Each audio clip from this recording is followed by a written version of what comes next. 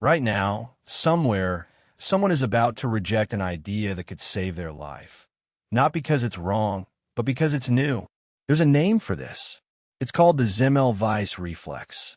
And it's named after a doctor who proved, with hard numbers, that he could cut a hospital's death rate by 90% and was destroyed for it. Vienna, 1847. Inside the General Hospital, there are two maternity wards side by side. Clinic 1 is run by doctors and medical students. Clinic 2 is run by midwives. Same building, same city, same disease risk. But women on the street know something the doctors don't. Clinic 1 is killing them. In Clinic 1, as many as 1 in 5 new mothers die of something called childbed fever, a violent infection that kills within days of giving birth. In Clinic 2, the death rate is a fraction of that. Pregnant women beg to be admitted to the midwife ward. Some, terrified of Clinic 1, give birth in the street outside the hospital on purpose, just so they'll be classified as a street birth and routed away from the doctors. Here's what nobody knew yet. Those same doctors who delivered babies in Clinic 1 each morning had usually spent the early hours in the autopsy room, dissecting the bodies of patients who had died the night before. Germ theory doesn't exist yet. No one washes their hands between the two rooms. Then, in 1847, a colleague of Semmelweis named Jacob Kolechka is accidentally cut by a student's scalpel during an autopsy. Days later, he's dead. When Semmelweis reads the autopsy report, his hands go cold. Kolechka's body shows the exact same symptoms as the women dying of childbed fever. The doctors aren't just failing to save these women.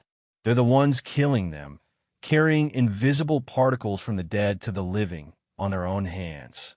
Semmelweis orders something radical for 1847. Every doctor must scrub their hands in a chlorinated lime solution before touching a patient. The staff is furious. It's extra work, and it implies they've been killing their patients for years. But Semmelweis doesn't ask. He mandates it. The results are almost immediate. In April of 1847, Clinic 1's death rate is 18.27%.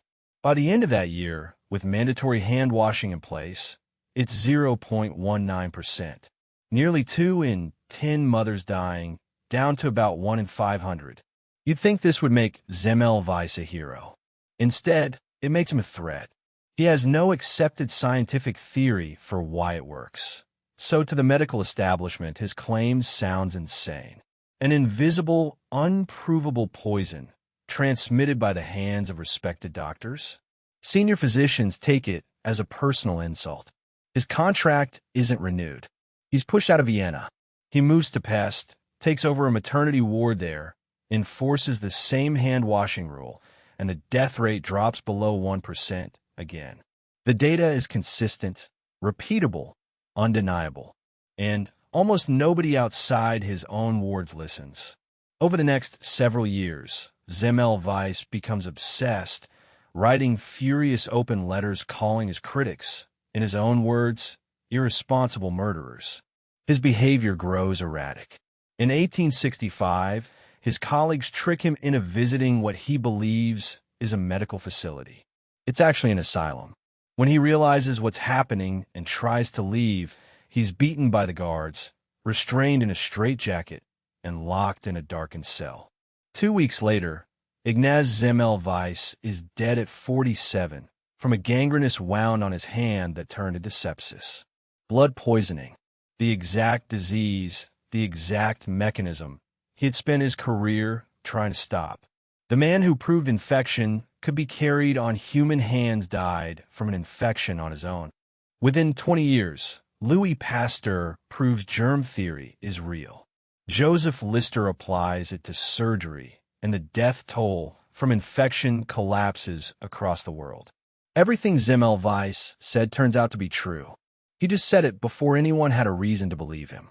Today, doctors still use his name for something else entirely. The Semmelweis Reflex, the instinct to reject new evidence automatically, simply because it contradicts what we already believe. Not because the data is wrong. because believing it would mean admitting we were the problem. So next time you catch yourself dismissing something just because it's unfamiliar, ask which side of the data you're actually standing on.